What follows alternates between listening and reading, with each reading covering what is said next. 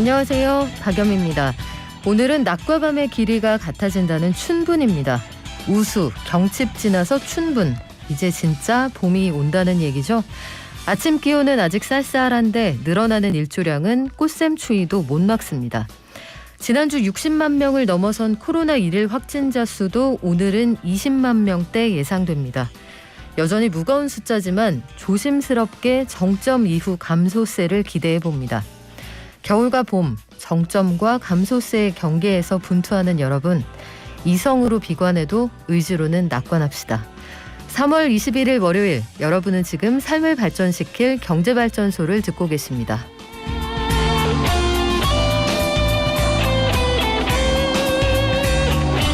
정부가 올해분 보유세 부담을 좀 낮춰주기로 했습니다. 서울 재건축 아파트 값은 상승 분위기로 전환될까 말까 이런 분위기라고 하네요. 또 시중은행들이 대출 규제를 좀 풀려는 움직임을 보이고 있고요. 지난주에 러시아가 디폴트 위기다 전해드렸는데 일단 한 고비는 넘겼거든요. 앞으로 어떻게 될지 경향신문의 박병률 기자가 짚어드립니다. 그리고 지난주에 저희가 잠깐 말씀을 드렸는데 이제는 대기업도 중고차 판매 시장에 들어갈 수 있게 됐습니다. 결론 내는 데까지 한 3년이 걸렸는데 왜 이렇게 오래 걸렸는지, 앞으로 시장에는 어떤 영향을 미치게 될지 국민대 권용주 교수가 짚어드립니다. 증시 시간에는 지난주 미국 증시 정리하고요. 오늘 우리장 전망해 보겠습니다. 박연미의 경제픽. 오늘은 윤석열 당선인이 공약한 청년 도약 계좌라는 게 있거든요. 이걸 사용하면 청년들에게 어떻게 도움이 되는 건지, 기존 정책들하고는 뭐가 다른지 김현우 소장이 알려드립니다. 경제탐사 따져봅시다. 지난주 바이든 행정부에서 여성권 강화 조치를 결정했다고 하거든요. 어떤 얘기인지 홍성만 실장과 공부해 볼게요. 저희 방송 중에 샵 0951로 문자 주실 수 있고요. 단문 50원, 장문 100원, 그리고 TBS 앱 유튜브도 열어주겠습니다.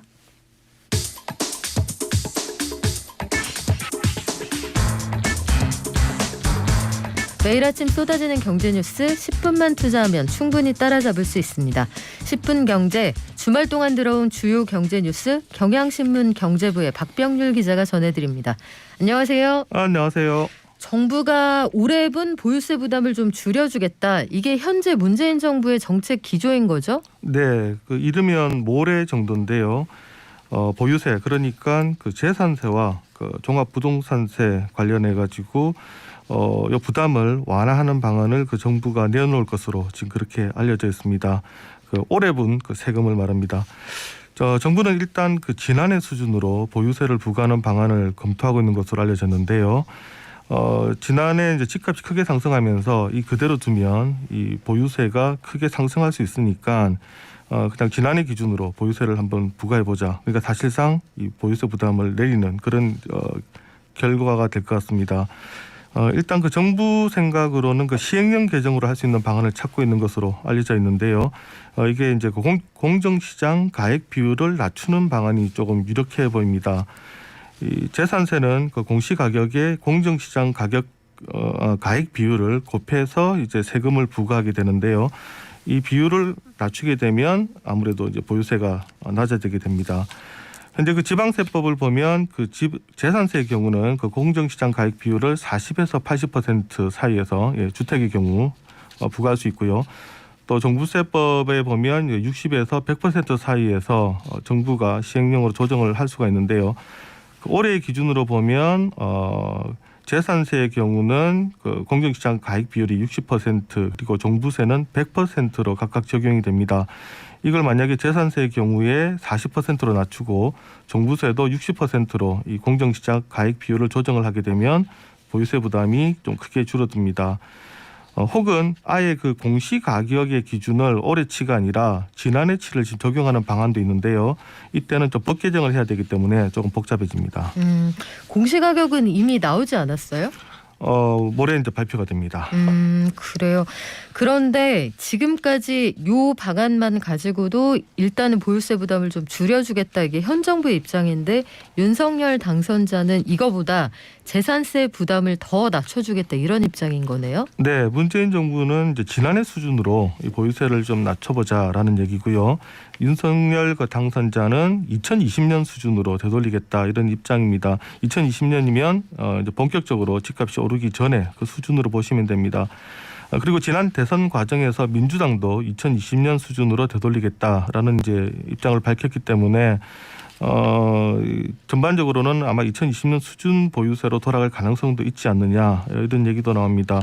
하지만 현 정부랑 그 생각하는 수준과는 좀 차이가 있기 때문에 만약에 모레 이 관련 방안이 발표될 때 어떻게 반영이 될지는 조금 더 지켜봐야 될 겁니다.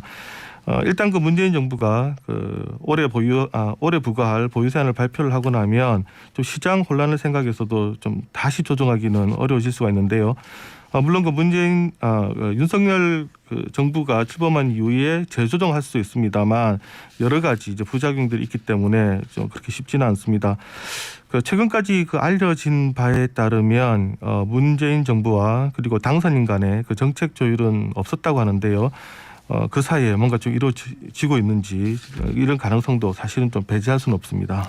시장은 그래서 어떤 시그널이 나오는지 굉장히 집중하고 있는 상황인데, 시장에서 나오는 여러 가지 통계들을 보면 아파트 가격이 떨어지는 듯 하다가 다시 오를지도 모른다, 분위기 반전에 감지된다, 이런 얘기가 있더라고요. 네, 우선 그 재건축 아파트 쪽부터 상승 전환하고 있다라는 지금 이런 이제 조사들이 나오고 있는데요. 다만 이제 그 집주인들이 매물을 거두고 호가가 뛰고 있기 때문에 거래량 증가는 아직까지 관측은 되지 않고는 있습니다. 부동산 날 114의 그 자료를 보니까 지난주 서울 아파트 가격이 전주 대비해서 0.01% 올랐습니다.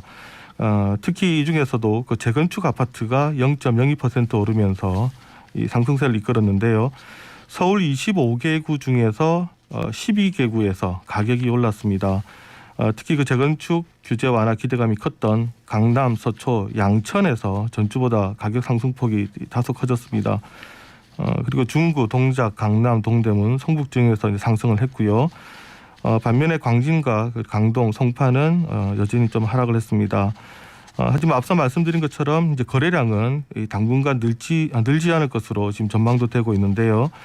아무래도 그 대선 이후에 부동산 정책에 대한 기대감이 커지면서 일부 집주인들이 매물을 회수하고 낮췄던 호가를 다시 올리는 분위기기는 합니다만, 아직도 그 상황 변동의 가능성이 있기 때문에 집을 사고자 하는 사람들은 조금 더 관망하고 있는 분위기가 이제 이어지고 있다고 합니다.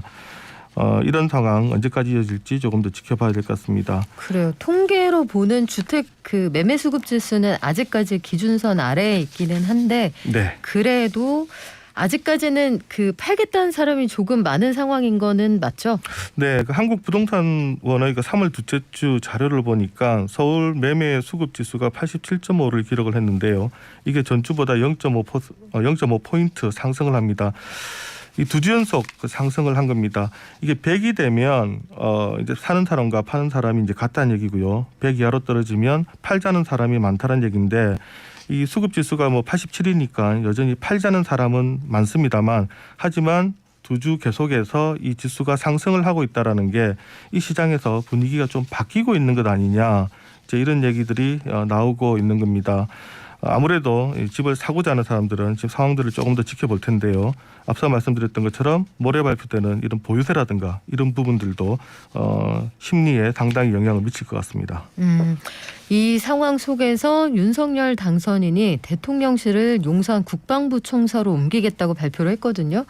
그래서 그 청와대에서 벗어나는 것으로 인해서 그쪽 지역 집값, 또 용산 쪽 집값도 어쨌든 영향을 받을 거다, 이런 전망이 나오죠. 네.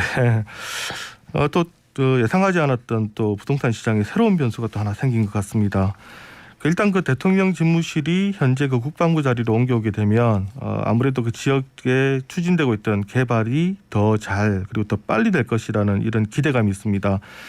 미군 기지 반환이 빨라지고요. 또 국제업무지구, 용산 가족공원 이런 사업 속도 이제 붙을 수밖에 없다 이런 얘기인데요. 반대로 이제 고도 제한 등이 이루어지면서 오히려 개발에 제한이 될 거라는 전망도 있습니다.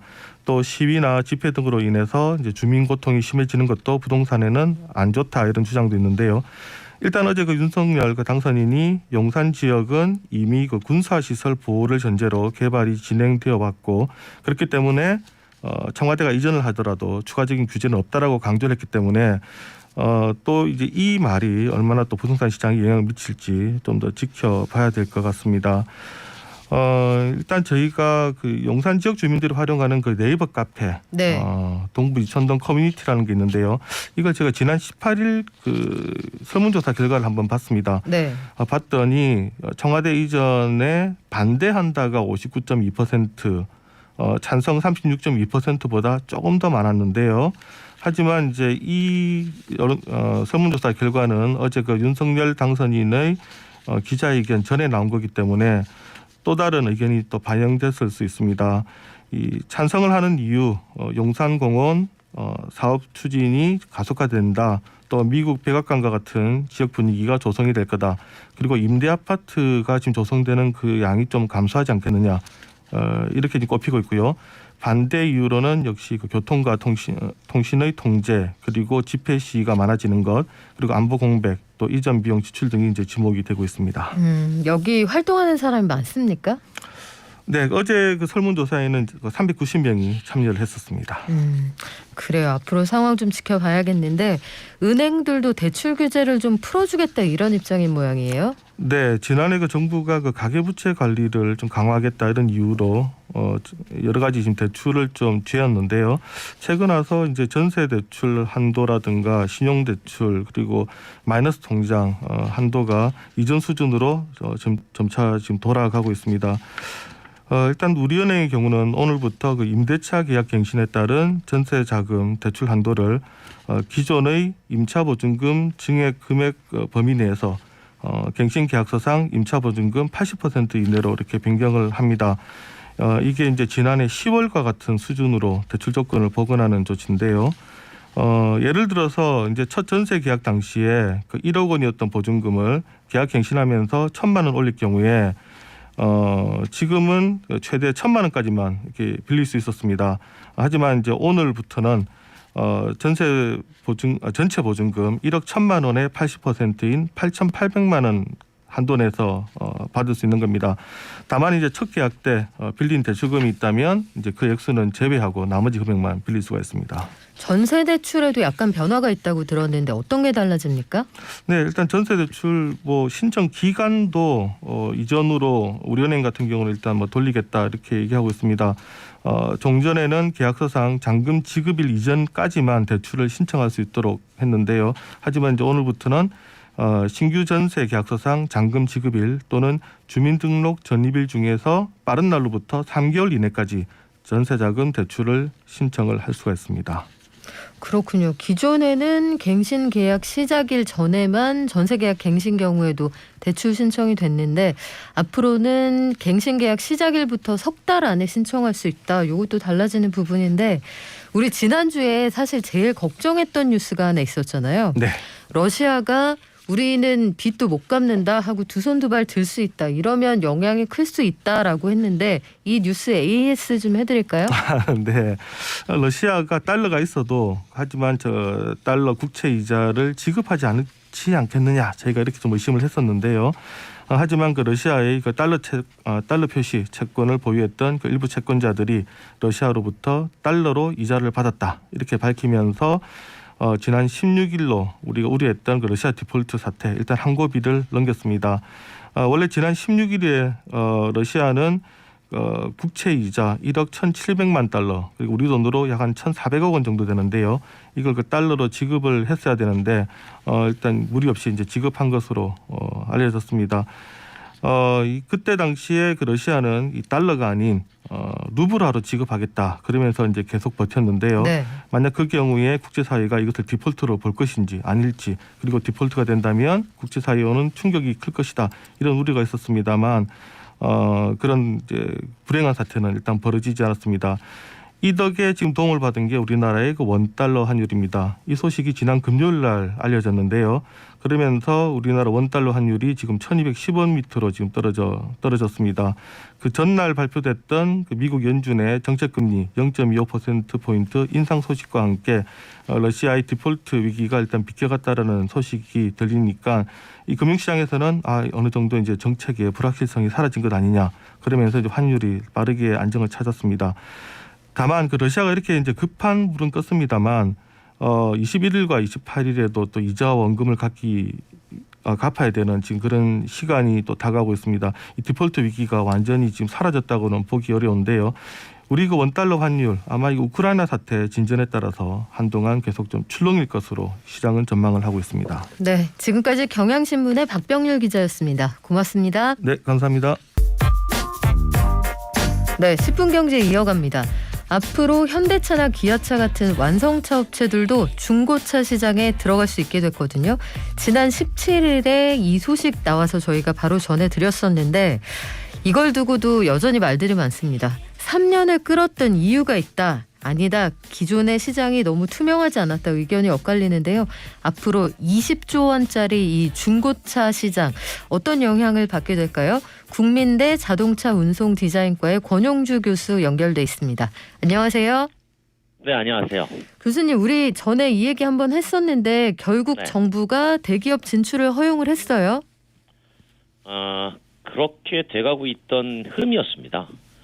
그러니까 뭐 지난 17일에 생계형 적합업종 심의위원회 결론이 난 건데 그 전에 이미 큰 회사들이 진출하겠다고 선언을 계속 해왔지 않습니까? 네.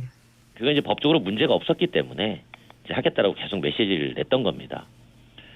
그런데 이제 그 중고차 업계는 이제 큰 회사가 들어오는 걸 좀 두려워하죠. 그러다 보니까 이제 계속 갈등이 불거졌는데 어쨌든 뭐 신청한 지 3년 만에 나온 결론이라고 보면 되죠. 이렇게 오래 걸린 이유가 있을 것 같아요. 대립 때문에 그렇습니다. 대립 때문에. 그리고 잘 아시겠지만 원래 그 중고차 거래업은 대기업도 하고 있었어요. 2013년에 중소기업 적합업종으로 지정이 되면서 대기업이 이제 빠져나간 거죠. 기존에 하고 있다가. 네, SK라는 회사가 옛날에 하고 있었거든요. 네. 근데 이제 SK가 그때 대기업이니까 빠져나갈 때 회사를 분리매각했습니다. 한 곳은 호주계에다가 매각을 했고 하나는 이제 사모펀드에 매각을 했어요. 근데 그 사모펀드 회사가 인수하고 나서 회사를 꽤 키웠죠. 그 회사 이미 대기업 돼 있습니다. 그렇습니까? 네네. 그리고 이제 지금 얘기는 뭐냐면 그 수입 자동차 회사도 중고 인증 사업을 다 합니다. 네. 그런데 수입 자동차 회사의 중고 연간 거래 규모를 보면 지금 현대기아차를 제외하고 우리나라의 국내 제조 기반을 갖고 있는 회사가 세 곳이 있잖아요. 쌍용 자동차도 있고 한국 GM도 있고 르노 삼성 자동차도 있고 물론 르노 네. 코리아 자동차로 이름 바꿨습니다만 이 회사들보다 그 규모가 더 클 정도로 하고 있어요. 그렇군요. 그러다 보니까 이제 동반성장위원회에서는 이게 그 진입을 무한정 막는다고 되는 일이 아닌 것 같구나. 라고 해서 이제 생기업 적합업종으로 지정할 수 없다는 뜻을 밝혔던 거죠. 그런 다음에 이제 이걸 가지고 또 갈등이 첨예하니까 중소기업 벤처부가 시간을 좀 가지고 결론을 내겠다라고 해서 또 민주당까지 나서가지고 을지로위원회 만들어가지고 중지했다가 실패했고 이렇게 계속 다람쥐 쳇바퀴 돌다가 이제 결국은 이제 소관심의위원회가 열려서 결론이 났던 겁니다. 나름대로 근거가 있었을 것 같아요. 이번에 풀어주겠다 한 이유가 뭔가요? 좀 전에 말씀드린 것처럼 이미 큰 기업들이 하고 있고요. 그다음에 이제 기본적으로 중고차 사업이 우리가 동네 빵집하고는 좀 다르다는 겁니다. 왜냐하면 중고차 사업하려면 차고지도 있어야 되고요. 네. 오프라인에 투자할 돈이 꽤 많습니다. 그래서 정말 그 소상공인이 할 수 있는 사업은 아니에요. 조금 자본이 좀 있어야 됩니다. 그러다 보니까 이제 그 이번 소관심의위원회에서 본 건 뭐냐면 중고라는 기본 본질은 같잖아요. 네. 남이 타던 거 제가 사거나 내가 타던 걸 남에게 팔거나 하는 거 아닙니까? 그렇죠. 근데 이걸 믿을 수 있느냐 없느냐는 사는 사람이 결정하는 거라는 거죠. 그 대기업이라고 믿어달라고 200가지 넘게 검사를 하겠다는 겁니다. 대기업은. 네. 쉽게 보면 이제 물건 살 때 우리가 재래시장 가고 똑같은 물건인데 할인마트 가고 백화점 가잖아요. 중고차도 그렇게 하자는 겁니다. 여기 소비자 선택권을 막는 게 옳은 것이냐.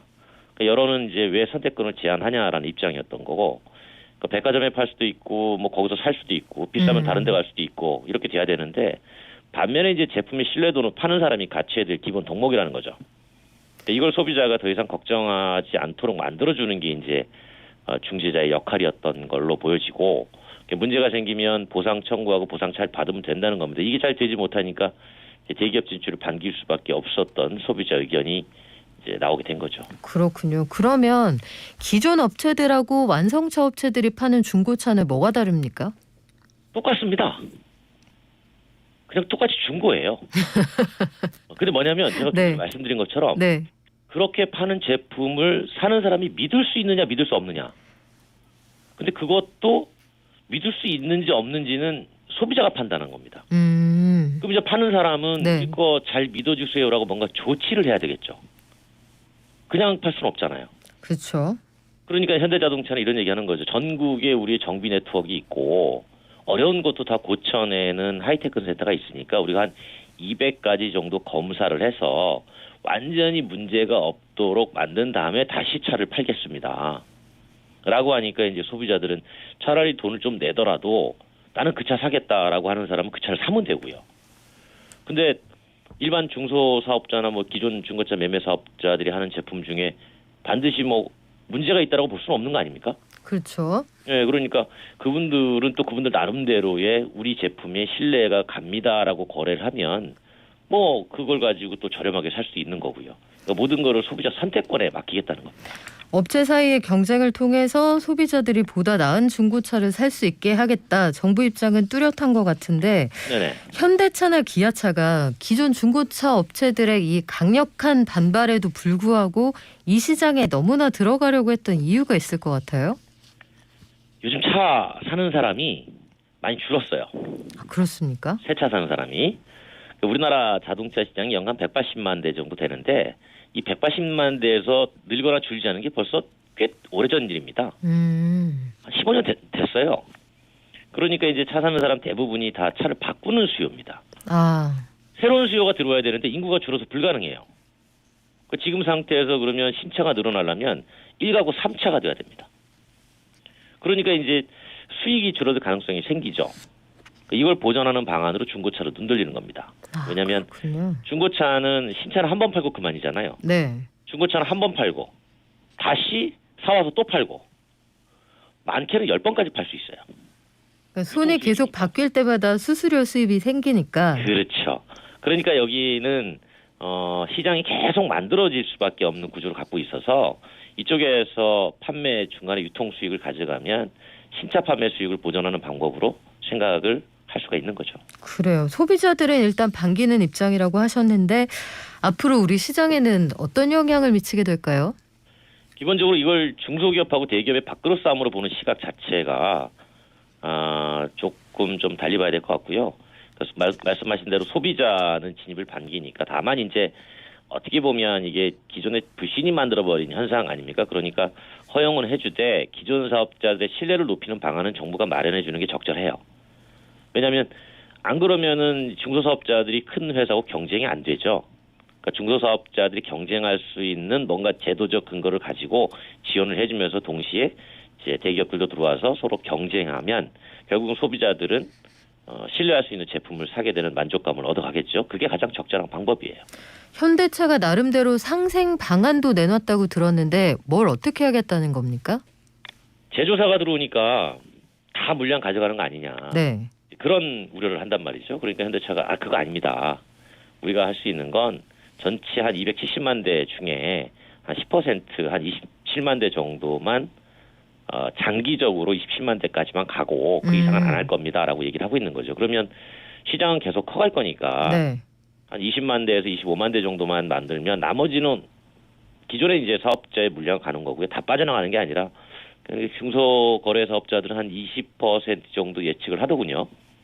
그 물량이 좀 대기업으로 가지 않겠나 이렇게 보고 있는데 그거를 또 단기간에 가는 게 아니라 해마다 뭐 2%, 뭐 1%, 또 뭐 1.5% 이렇게 늘려가는 방식이어서 이게 이제 상생이다. 그리고 이제 현대자동차는 현대자동차만 취급하고 기아자동차는 기아자동차만 취급하고 그 외의 차종은 다 기존의 거래사업자가 유통할 수 있게 매입을 해서 돌려주겠다라는 걸 가지고 이제 상생 협력안이라고 얘기를 하고 있는 거죠.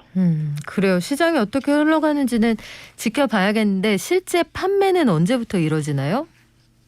지금 사업조정 신청을 해놨습니다. 기존의 사업자들이. 네. 사업조정 신청이라는 게 이제 대기업들이 들어오면 완전 경쟁이 안 되니까 뭔가 정부가 중재해서 조정을 좀 해주세요라는 요청인데 이건 좀 권고사항이에요. 권고사항인데 권고를 따르지 않으면 또 강제할 수 있는 명령 권한도 갖고 있습니다. 정부가.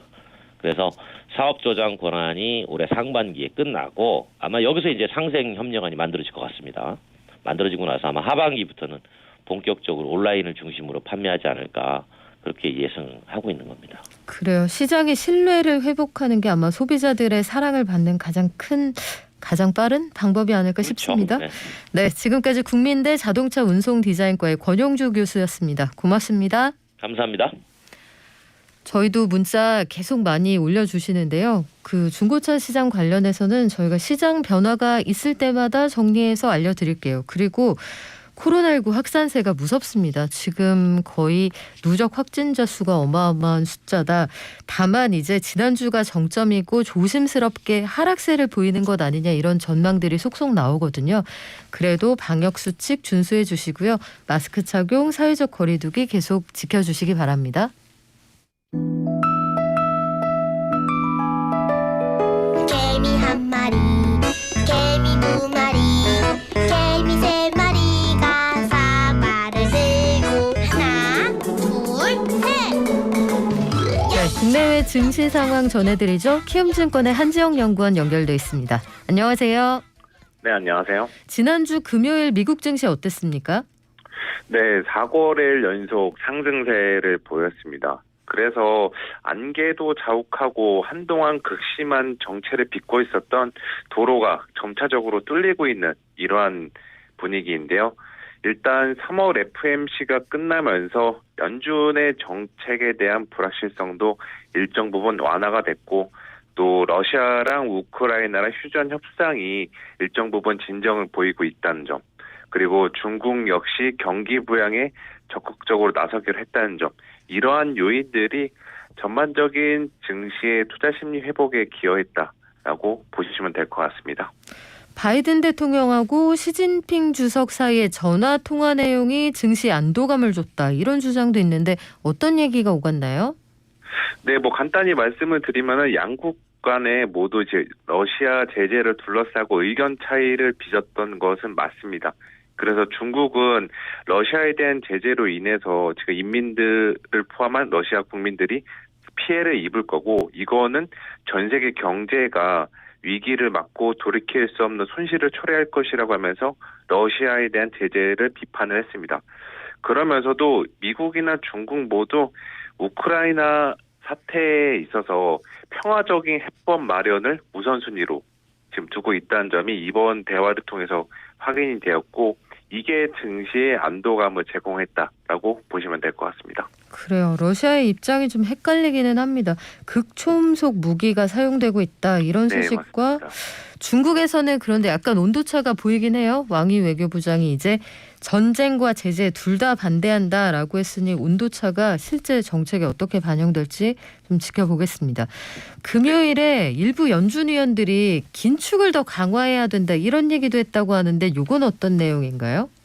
네, 3명의 위원들이 나와서 잇따른 매파적인 발언을 쏟아냈는데 먼저 최매파적인 매파의 극단에 위치하신 세인트 루이스 연은 총재는 올해 안에 기준금리를 3% 이상까지 올려야 된다라고 이야기를 했고 올해 안에요? 예, 그러면 엄청나게 공격적으로 인상을 하게 되는 거죠.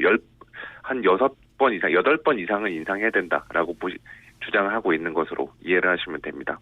그리고 윌러 연준 이사 같은 경우에도 금리 인상 어차피 할 거 초반에 몰아서 공격적으로 해야지 물가도 잡히고 어느 정도 통화 완화 정책의 휴유증을 해소시킬 수 있다. 이러한 식으로 이야기를 했고요.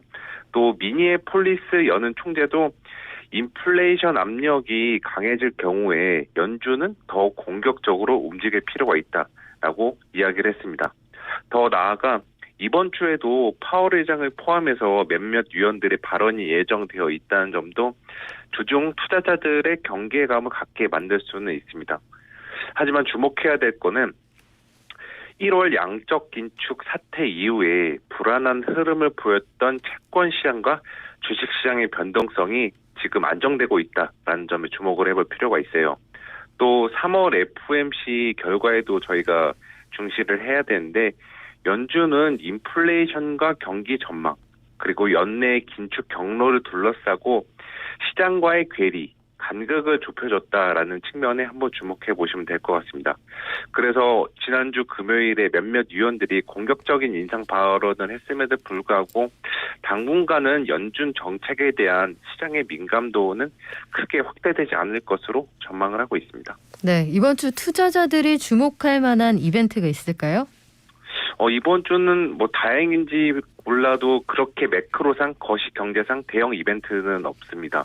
뭐 오늘 같은 경우는 한국의 20일까지의 수출 결과, 또 주중 파월 의장, 뉴욕 연은 총재를 포함한 주요 연준 인사들의 발언, 그리고 나토의 특별회담 등이 있을 전망인데 지금 말씀드린 이벤트는 이미 지난주에 상당 부분 소화를 해왔고 반영했던 만큼 전체적인 지수 방향에 미치는 영향력이 크지 않을 것으로 보고 있고요. 그거보다는 이제 개별 업황 혹은 개별 이슈에 따라서 국내 증시는 업종 간 혹은 테마 간 차별화된 장세를 보일 것으로 생각을 하고 있습니다. 오늘 우리 장은 어떻게 출발했습니까? 네, 코스피가 마이너스 0.1%대, 코스닥이 플러스 0.06%대 흐름을 보이고 있고요. 장 초반에는 어느 정도 지난주 상승에 따른 눈치 보기 장세의 성격이 진행되고 있습니다.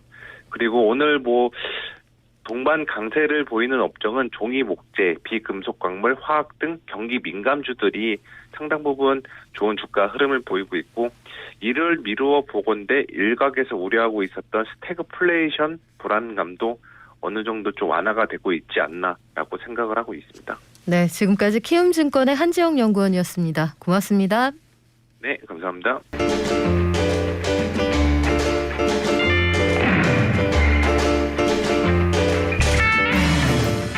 네, 오랜만에 우리 유튜브로 항상 출석해 주시는 식구들 출석 한번 부르고 갈까요? 철만님은 아이고 또 그 코로나 확진되셔서 건강 조심하시기 바랍니다. 인설님, 일권님, 정봉기님 저희 항상 지켜주시는 분들이시죠? 대마왕님도 반갑습니다. 다들 건강하시기 바라고요. 우리 김현우 소장님도 오셨는데 오랜만에 뵙는 것 같아요. 네. 안녕하세요.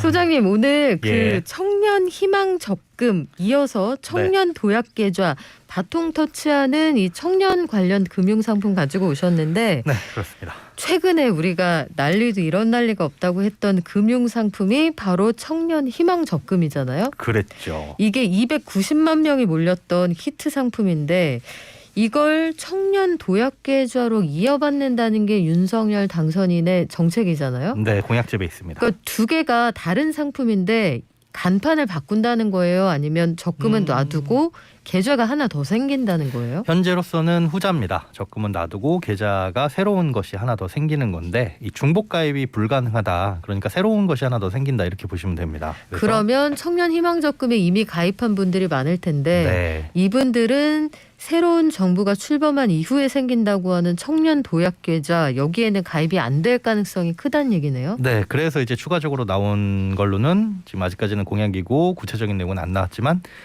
원하는 경우에는 청년 희망 적금에서 청년 도약 계좌로 갈아탈 수 있도록 전환도 할 수 있도록 이제 검토를 하겠다.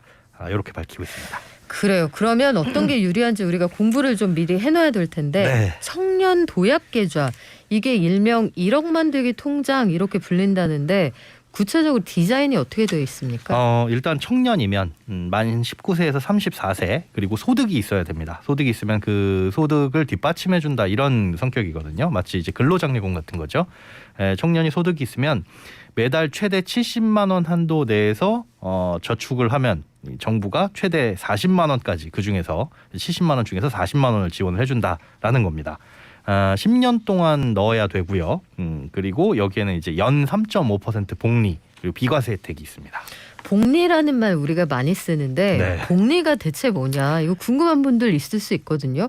예. 복리라는 게 이자를 어떻게 준다는 얘기입니까? 이자에 이자가 불어나는 거죠. 예를 들어서 올해 100만 원을 내가 저축을 했고 연 1% 이자가 붙는다. 그러면 올해가 지나가면 내 원금 100만 원에 1% 만 원 해서 101만 원이 되잖아요. 네. 그 다음 해에도 복리라고 한다면은 원금은 100만 원이고 이자는 만 원이지만 원래 단리라고 한다면 100만 원에만 이자가 붙어야 되는데 복리는 이자로 붙은 만 원, 총 101만 원에 대해서 다시 한번 이자가 붙는 거니까 복리라고 한다면 시간이 오래 지날수록 이자에 이자가 붙어가지고 굉장히 이자가 많아지는 그런 장점이 있습니다. 그러면 소비자들에게는 더 유리하다는 얘기인데 그렇죠. 소득 구간별로 지원 금액이 다르다 이렇게 들었어요. 네, 이게 소득이 낮을수록 더 유리하다 이렇게 보시면 되고 이 소득은 총 4개 구간으로 나뉩니다. 일단 2,400만 원 이하인 경우에는 두 가지가 지원이 되는데 고정 정부 기여라는 게 있고 저축 비례 정부 기여라는 게 있어요. 일단 어려워요. 네. 이름이. 복잡한데 네. 고정 정부 기여는 그냥 주는 겁니다. 2,400만 원 소득이 이하인 경우에는 그냥 20만 원씩 넣어줘요. 그 고정해서 20만 원을 준다 이렇게 그렇습니다. 이해하면 되겠네요. 예, 그리고 본인이 저축할 수 있는 건 최대 30만 원까지인데 이거에 비례해서 최대 20만 원을 넣어주는 겁니다. 예를 들어 내가 30만 원 넣으면 20만 원을 주는데 저는 돈이 없어서 한 15만 원밖에 못 넣겠습니다라고 한다면은 그거에 비례해서 20만 원이 아닌 절반인 10만 원만 지원을 해주는. 그래서 2,400만 원 이하 소득 구간에서는 내가 30만 원만 넣으면 정부에서 매달 40씩 넣어주는 거죠. 연간 480만 원씩 혜택을 받을 수 있는 거고 소득이 올라가서 이제 2,300원을 초과하고 3,600 이하면 고정 정부 기여는 없습니다. 그냥 주는 돈 20만 원은 없고 내가 저축하는 거에 비례해서 20만 원을 넣어줍니다. 그러니까 최대 내 돈은 50, 정부 돈 20. 그러니까 또 마찬가지로 내가 50만 원까지 넣을 수 있지만 저는 돈이 없어가지고 한 10만 원밖에 못 내겠습니다. 5분의 1 정도만. 그러면 20만 원을 다 주는 게 아니라 20만 원의 5분의 1인 4만 원만 지원이 되는 이런 식으로 이제 붙는 거고요. 세 번째 구간이 4,800만 원 이하인 건 최대 내 돈을 60만 원까지 낼 수 있고 정부 비례 지원금은 10만 원. 그러니까 60만 원 다 못 내고 만약에 반만 낸다. 그러면 5만 원만 지원이 되는 거고요. 이제 소득을 4,800만 원 초과하는 뭐 1억을 받든 10억을 벌든 이제 4,800만 원을 초과하는 경우에는 정부 지원금은 없습니다. 70만 원 내 돈으로 다 내야 되고 다만 이 경우에는 비과세 혜택하고 아까 말씀드린 3.5% 복리 이런 것과 그다음에 추가적으로 소득공제 혜택을 일부 줄 것이다. 그런데 몇 퍼센트 얼마나 이제 소득공제를 해줄 것인지는 아직까지는 구체적으로 나와 있는 바는 없습니다. 그러면 현재까지 구성되어 있는 그 장치들만 봐도 일단은 네. 시중에 나와 있는 어떤 금융상품보다도 유리할 것만은 분명해 보이거든요. 그렇죠. 보통 우리가 10년짜리 저축이다라고 한다면은 보험사 저축을 떠올리잖아요. 네. 10년 넣으면 비과세라고 하는데 10년 넣었을 때 비과세라는 혜택도 똑같고 심지어 사업비도 없고 3.5%로 보험사에서 얘기하는 적용률보다 한 1%포인트 정도 높으니까 시중에 나와 있는 사실 10년짜리 그 어떤 확정 저축보다는 이게 월등하게 좋다라고 볼 수가 있겠죠. 기존엔 청년 희망적금도 이게 금리가 최대 10%까지 받을 수 있는 효과가 있다. 네, 그래서 이게 그 출시 전부터 화제가 됐는데 그렇죠. 청년 도약 계좌는 소득 기준이 좀 완화됐다 이게 특징이네요. 네, 그렇습니다. 뭐 소득별로 혜택이 주어지는 게 다르기는 하지만 이거는 소득만 있다면 소득이 얼마이든지 간에 일단 가입은 할 수 있으니까요. 아까 말씀드린 대로 4,800만 원을 초과하더라도 정부 지원금은 못 받지만 그래도 뭐 비과세 혜택이라든가 아니면 소득공제 혜택도 들어가니까 청년 희망적금과 청년 도약 계좌를 비교를 해봤을 때는 그 가입할 수 있는 대상이라든가 아니면 지원되는 금액도 청년 희망적금보다는 확실히 청년 도약 계좌가 더 많다 이렇게 볼 수가 있겠습니다. 그러면 실제로 청년 도약 계좌 이 상품이 판매가 되었을 때 네. 실질적인 지원 혜택 우리가 그 미리 보기를 한번 해볼까요? 예. 청년 도약 계좌 아까 말씀드린 대로 연간 2,400만 원 이하인 분들이 가장 많은 혜택을 받잖아요. 네. 내 돈으로 30만 원 내면은 정부에서 매달 40만 원씩 지원을 해주는 거니까 40만 원씩 10년이면 원금만 4,800만 원이 되는 거고요. 어후. 부럽네요. 청년들만. 네.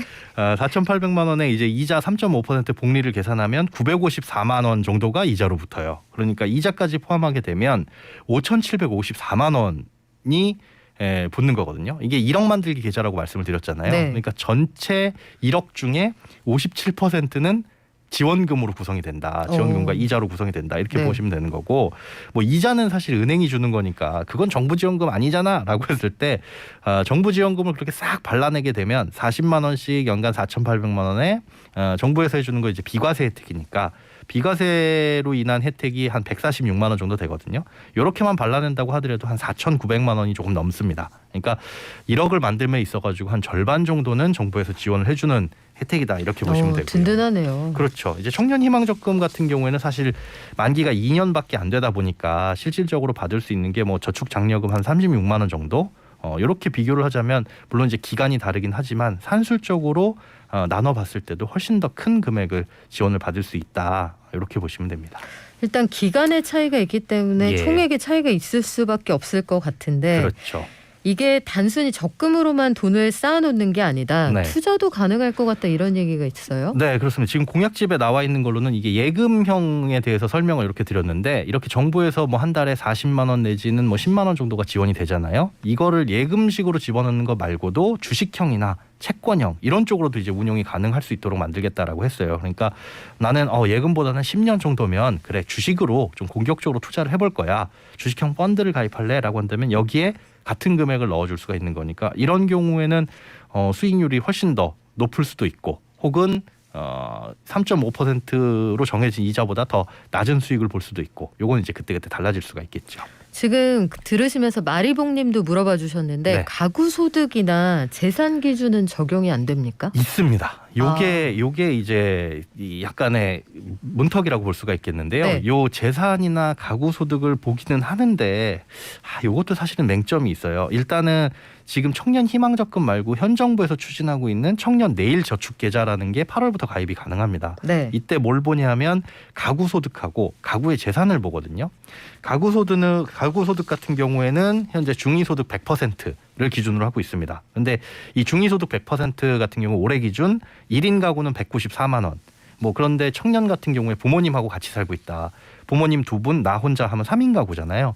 요때는 3명의 소득을 합쳐가지고 419만 원 정도가 되고 형제가 한 명 더 있다 그러면 512만 원 정도가 되는데 이게 약간의 맹점이 있다라고 제가 말씀드린 건 뭐냐면 이거 같은 경우에는 사실상 그 세대를 구성하는 가구일 가능성이 높아요. 그럼 얼마든지 뺄 수가 있다는 거죠. 그렇죠. 분리해가지고 세대를 분리해버려서 1인 가구로 만들면 이 소득 기준 충족하기는 어렵지가 않은 거고 여기에 이제 사실 재산 기준이 더욱더 까다롭습니다. 그러니까 대도시 같은 경우에는 가구 재산이 3억 5천만 원 넘으면 안 되는데 이 말인즉슨 뭐 금융자산이나 이런 것들도 다 포함을 하게 돼서 뭐 집 한 채 갖고 있다 부모님이라고 한다면 해당이 안 되는 거고 또 여기에 뭐 주식이라든가 예금 자산까지 다 포함을 하게 되는 거니까 사실상 어느 정도 재산이 있으면 불가능한 거잖아요. 근데 이것도 마찬가지로 세대를 분리하면 얼마든지 피해갈 수 있는 부분이고 그런 부분에 있어가지고 맹점이 몇 가지가 지금으로서 예측되는 것들이 있는데 이런 것들은 좀 보완이 필요해 보입니다. 그러니까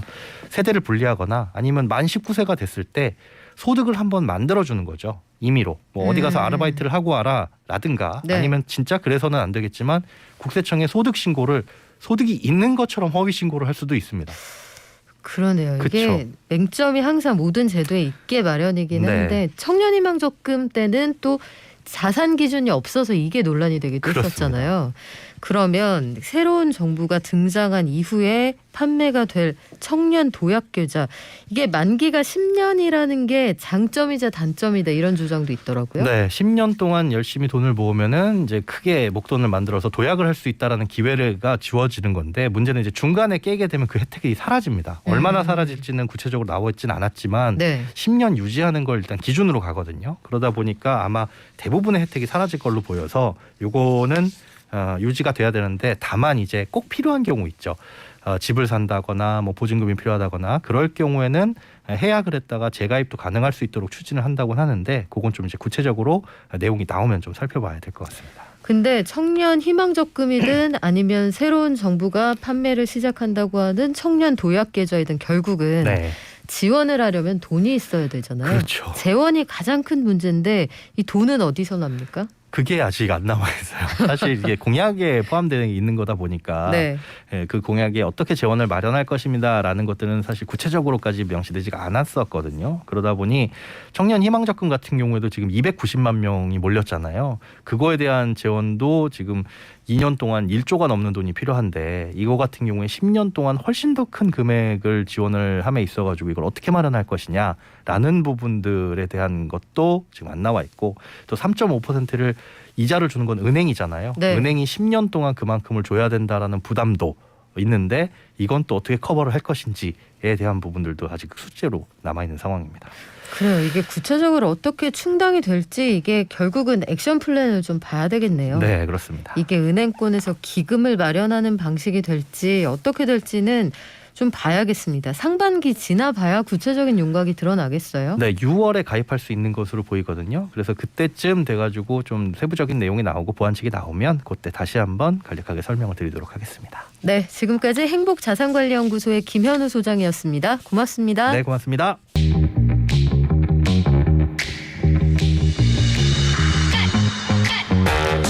네, 이건 간단하게 답을 좀 해드릴까요? 가입 후에 소득이 오르면 어떻게 되느냐? 3941님, 희동이네님 물어봐 주셨는데 보통 가입 당시에 그 기준을 충족하면 중간에 소득이 늘어나는 건 여기에서 그 배제하는 기준으로 쓰지 않습니다. 대부분 유지가 되고요. 토종이네연님, 2가지 중복 가입 가능한가요? 아니요, 이거는 중복 가입은 안 됩니다.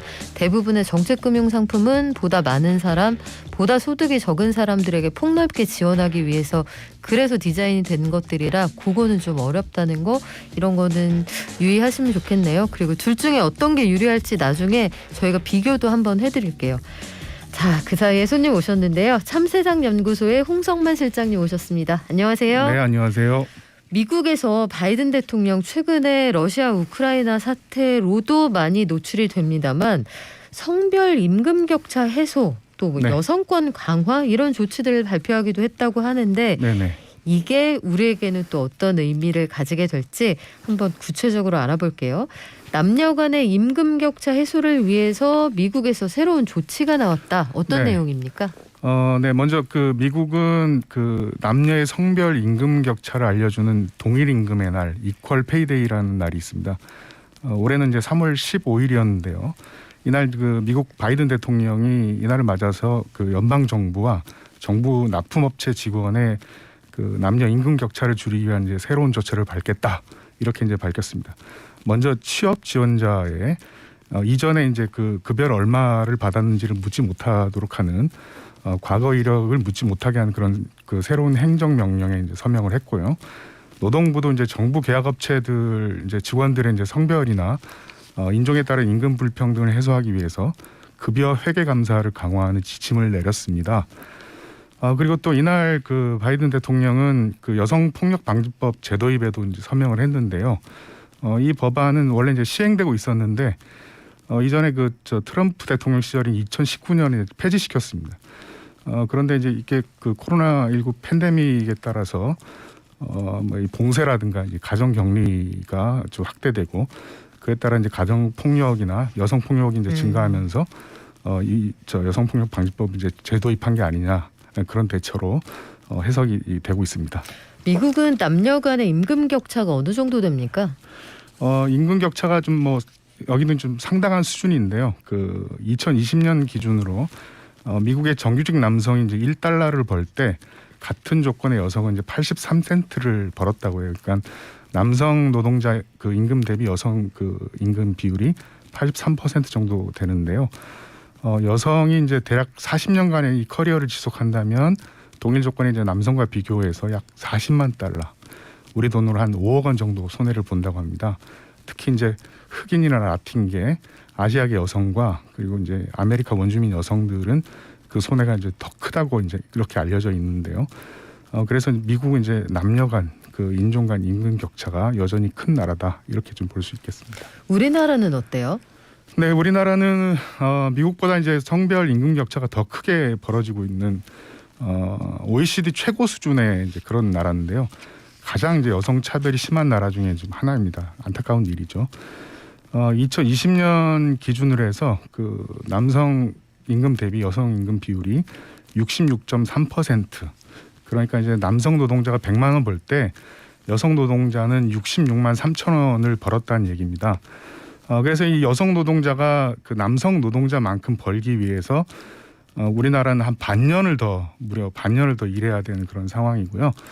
만약에 우리도 이제 그 미국처럼 이제 이런 동일 임금의 날 이런 게 있다면은 미국은 이제 올해 3월 15일이었는데 우리는 이제 6월 30일이나 7월 1일 정도가 되지 않을까 싶고요. 그래서 미국보다 이제 2배나 더 차이 나는 그런 이제 상황이라고 할 수 있겠습니다. 동일 임금의 날을 정하는 규칙이 있군요. 네, 그렇습니다. 동일 임금의 날은 그러니까 그 남녀 간의 임금 격차가 얼마나 되느냐라는 거를 이제 따지기 위해서 이제 만든 날인데요. 남녀가 이제 같은 일을 1년 동안 한다고 했을 때 같은 임금을 받으려면 여성이 이제 며칠을 더 일을 해야 되는지를 표시하는 그런 날짜입니다. 그래서 이게 좀 매년 달라지는데 미국은 이제 작년에는 3월 24일이었고 올해는 3월 이제 15일이 되었으니까 작년보다 이제 그 남녀 임금 격차가 조금 이제 나아졌다 이렇게 좀 볼 수 있겠습니다. 미국은 3월이고 우리나라에 만약에 이 날이 있다면 6월 말이나 30일, 네. 7월 초라는 얘기는 네네. 우리가 조금 더 격차가 크다 이런 의미로 해석이 되겠네요. 조금 더 수준이 아니라 2배 이상 이제 벌어지는 그런 상황입니다. 그래요. 그래서 이번에 대선에서도 네. 성평등 임금 공시제 이런 게 얘기가 된 것 같은데 네네. 우리나라는 개선 계획이 없습니까? 예. 안타까운 일인데요. 먼저 그 성평등 임금 공시제라고 해서 그 직원들의 그 남녀 이제 그 성별 임금을 공개하는 이제 그런 제도인데요. 이것들은 이제 주로 이제 기업의 이제 성평등한 임금 투명성을 높이는 제도로 좀 활용되고 있어서 주로 이제 유럽 국가들에서 좀 시행되고 있는 상황이고 현재 이제 미국이나 우리나라에서는 뭐 시행되고 있지 않은 그런 상황입니다. 이번 대선에서도 이제 몇몇 후보들이 이 임금 공시제를 공약을 했지만 안타깝게도 윤석열 당선인 같으면 이제 이 제도를 공약하지 않은 그런 상황이고요.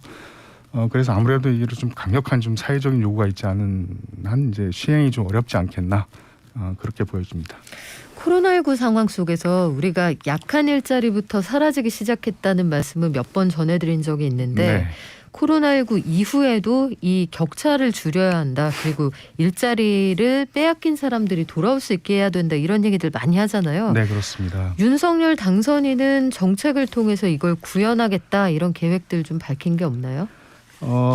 구체적인 것들은 없고 전체 이제 산업 이제 성장들을 활성화함으로써 이것들을 좀 보완해 나가자는 그런 입장인데요. 그럼에도 불구하고 지금 그 코로나19로 인해서 여성들 피해가 좀 집중되고 있는 그런 상황이고 사실은 이제 이를 복구하기 위해서도 어쩌면 이제 현 정부보다도 더 적극적인 이제 여성 정책이 요구되는 이제 그런 시점이 아닌가라는 생각인데요. 그런데 이제 윤 당선인 측의 이제 여가부 폐지라던가 이런 다른 이제 성평등 정책을 보면은 지금보다는 그렇게 더 확대되거나 할 것이 예상되지는 않기 때문에 여성계에서도 그렇고 또 많은 국민들도 좀 우려할 수밖에 없는 그런 상황이 아닌가 생각됩니다. 그래요. 구체적으로 인수위가 내놓는 정책들 저희가 나올 때마다 계속해서 업데이트 해드리겠습니다.